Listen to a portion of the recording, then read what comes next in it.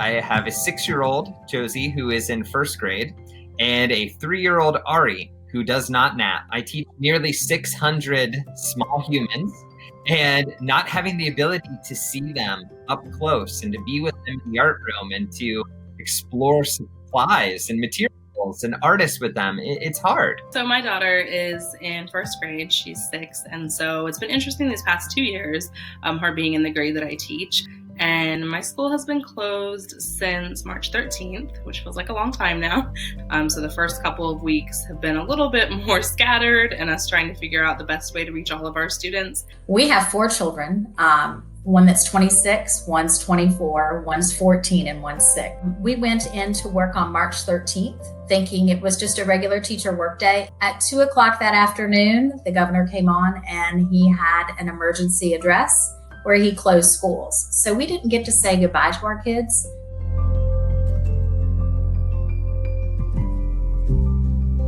I'm trying to balance being a teacher and the expectations of being a teacher while also being with these 2 wonderful small humans all day as well. And as a teacher, I work a lot at home always, but it's interesting now how the division is kind of blurred even more.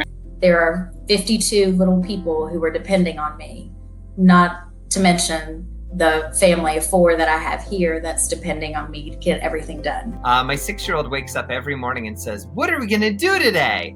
I'm like, the same thing we did yesterday. At 11:30 every day, I stop and have lunch bunch with my students. My kids have joined in on that now too. So they'll sit behind me and eat behind me. You're feeling it from the teacher end with the stress from curriculum and whatnot. And then you're feeling it from the parent end where you're seeing your children struggle. Your children miss school. My 6-year-old cries not to see his teacher. So in many cases, we're learning to make decisions and try out new things in the moment. And that can be frustrating for some people. It can be really exciting for other people. And we're going to make mistakes, and we do make mistakes. And I make a lot of mistakes, and yet we learn from them.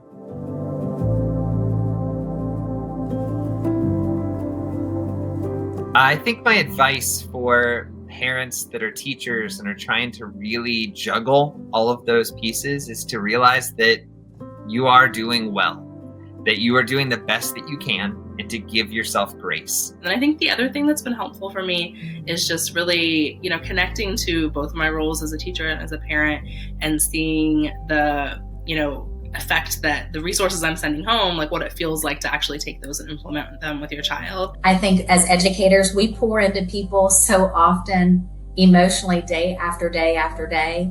And in a high stress situation as what this has become, I think that teachers need to take time for themselves at least once a day to do something just for them, not for their family, just for them.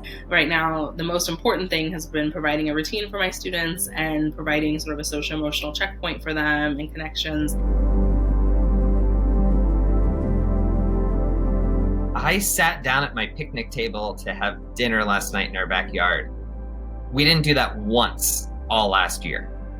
Not once. So in some cases, it's remembering the small moments that we have together. And my daughter was actually downstairs 2 floors away doing the morning meeting on a different computer. And as I log in, I hear, one student who has a very disgruntled voice saying something like, "My parents are putting on this video and I don't want it to be on." And I realized it was my own daughter. And she was so far away that I couldn't give her that parent look. Stance today, I was making a video and the cat started meowing like crazy. And I'm like, yes, that's my cat you hear in the background. So it just gives them a glimpse that, we're real people too, having real lives and trying to juggle everything.